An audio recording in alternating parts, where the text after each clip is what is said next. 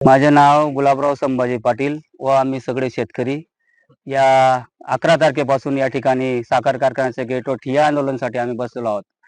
की 1991 मध्ये शासनाला आम्ही 7,000 रुपये एकर आणि 9,000 रुपये एकर प्रमाणे जमीन दिलेली आहे। ती शासनाने जर कधी सरकारी भावाप्रमाणे जमीन घेतली असेल तर ती जमीन आम्हाला आजच्या सरकारी भावाप्रमाणे जो असेल त्या भावाप्रमाणे पैसे घेऊन आम्हा शेतकऱ्यांना ती जमीन परत मिळावी अशी आमची मागणी आहे।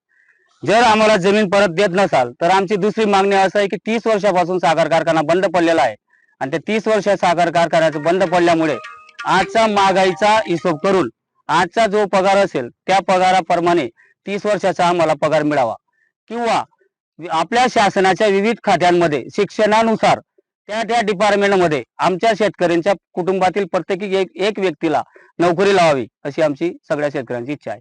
आणि आमचं आंदोलन असं सुरू राहणार आहे। जोपर्यंत आमच्या मागण्या पुऱ्या होत नाही तोपर्यंत आमचं आंदोलन असं सुरू राहणार।